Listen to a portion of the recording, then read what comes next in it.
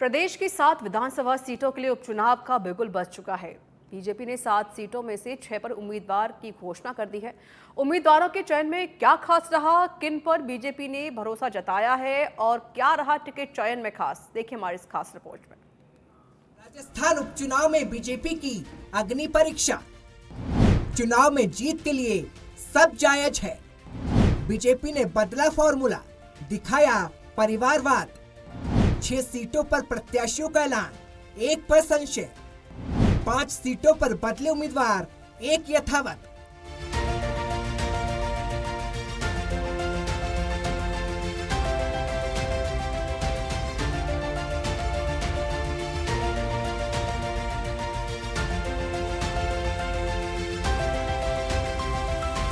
राजस्थान में विधानसभा उपचुनाव का रण सज चुका है। प्रदेश की 7 सीटों पर 13 नवंबर को मतदान होना है। बाप पार्टी के 2 सीटों पर उम्मीदवार उतारने के बाद अब बीजेपी ने भी अपने पत्ते खोल दिए हैं। बीजेपी ने उपचुनाव की रणभेरी के साथ ही 7 में से 6 सीटों पर प्रत्याशियों के नाम का ऐलान कर दिया, लेकिन जो एक सीट शेष है जिस पर बीजेपी ने उम्मीदवार की घोषणा नहीं की, और वो सीट 84 सीट है। अभी 84 सीट को लेकर बीजेपी का मंथन जारी है, लेकिन राजनीति में ये कोई नहीं जानता कि कब किसकी किस्मत खुले। अब देखना होगा कि बीजेपी 84 सीट पर किस उम्मीदवार पर दांव खेलती है, क्योंकि 84 सीट पर बीजेपी को ऐसे उम्मीदवार की घोषणा करनी होगी जो आदिवासी वोटों को साध सके। भाजपा ने उपचुनाव में जीत के लिए टिकट वितरण के लिए अपने ही बनाए मापदंड को भी तोड़ा है। जहां बीजेपी में कहा जाता था कि बीजेपी में परिवारवाद हावी नहीं है, तो वहीं बीजेपी ने दौसा और सलूम्बा सीट पर परिवारवाद को तरजीह दी है। अब आपको ग्राफिक्स के जरिए समझाते हैं कि वो 2 सीट कौन सी है जिस पर परिवारवाद दिखा। दौसा विधानसभा सीट, जगमोहन मीणा। राजस्थान सरकार के मंत्री किरोड़ी लाल मीणा के भाई है जगमोहन मीणा। पेशे से रिटायर्ड आरएएस अधिकारी है जगमोहन मीणा। 2009 में अपनी सेवा से वीआरएस लिया। वीआरएस लेने के बाद राजनीति में कदम रखा। लोकसभा चुनाव में भी दौसा से टिकट मांगा, लेकिन अब जगमोहन मीणा को भाजपा का टिकट मिल गया है। सलूम्बार विधानसभा सीट, शांता देवी। दिवंगत विधायक अमृतलाल मीणा की पत्नी है शांता मीणा। सेमारी पंचायत से सरपंच रह चुकी है शांता मीणा। सहानुभूति कार्ड खेलते हुए बीजेपी ने उम्मीदवार बनाया। बीजेपी ने खिवसर को छोड़कर सभी सीटों पर उम्मीदवार बदल दिए। झुंझुनू सीट से पिछले चुनाव में उम्मीदवार बबलू चौधरी का टिकट काटकर राजेंद्र बांबू को दिया है। देवली उनियारा सीट पर कर्नल किरोड़ी सिंह बैंसला के बेटे और 2023 में उम्मीदवार रहे विजय बैंसला का टिकट काटकर पूर्व विधायक राजेंद्र गुर्जर को उम्मीदवार बनाया है।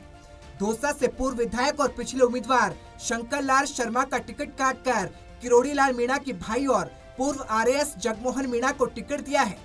रामगढ़ सीट से जय आहूजा का टिकट काटकर 2018 में हारे हुए उम्मीदवार सुखवंत सिंह को मौका दिया गया।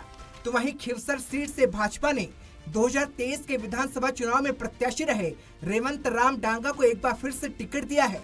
हनुमान बेनीवाल को कड़ी चुनौती देने के कारण रेवंत राम डांगा पर एक बार फिर पार्टी ने भरोसा जताया है। इन दोनों सीटों के साथ ही बीजेपी ने 4 सीटों पर उम्मीदवार बदले हैं। आइए ग्राफिक्स के जरिए वो भी समझ लेते हैं। रामगढ़ विधानसभा सीट, सुखवंत सिंह लक्ष्मणगढ़ पंचायत समिति के प्रधान रहे। साल 2018 के चुनाव में भाजपा ने प्रत्याशी बनाया था। 2018 में सुखवंत सिंह को 72,700 वोट मिले। 2023 में टिकट मांगा, लेकिन टिकट नहीं मिला। चंद्रशेखर रावण की पार्टी आजाद समाजवादी पार्टी से चुनाव लड़ा।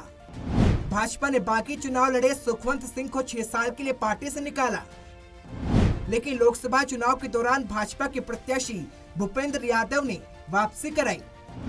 अब उपचुनाव में बीजेपी ने भरोसा जताया है। झुंझुनू विधानसभा सीट, राजेंद्र बांबू। विधानसभा चुनाव 2023 में निर्दलीय चुनाव लड़ा। 42,460 वोट प्राप्त कर ताकत दिखाई। लोकसभा चुनाव में बांबू की वापसी हुई। अब पार्टी ने एक बार फिर बांबू के नाम पर दांव खेला है।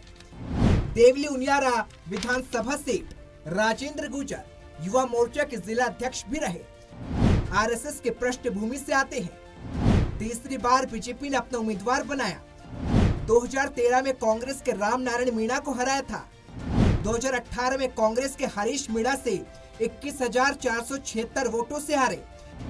2023 में टिकट नहीं मिलने पर पार्टी से बगावत नहीं की। गुर्जर समाज का दबदबा होने के कारण भरोसा जताया गया। खींवसर विधानसभा सीट रेवंत राम खींवसर क्षेत्र के सक्रिय नेता माने जाते हैं। इनकी पत्नी गीता डांगा मुड़वा की प्रधान है। रेवंत राम भाजपा के पुराने नेता हैं। हनुमान बेनीवाल की खींवसर सीट से रेवंत राम को टिकट दिया गया है। 2023 के चुनाव में हनुमान बेनीवाल को कड़ी टक्कर दी। किसी जमाने में हनुमान बेनीवाल के करीबी थे रेवंत राम, लेकिन अब राजनीतिक प्रतिद्वंदी है। बहरहाल अब देखने वाली बात ये होगी कि जिन 6 सीटों पर बीजेपी ने गहन चिंतन और मंथन के बाद उम्मीदवार उतारे हैं, वो केंद्रीय नेतृत्व के साथ साथ सूबे के सरकार के जिम्मेदारों के भरोसे का कितना मान रख पाते हैं। लेकिन 84 सीट पर बीजेपी किस पर भरोसा जताती है, ये देखना बाकी है। ब्यूरो रिपोर्ट, सच पे धड़क।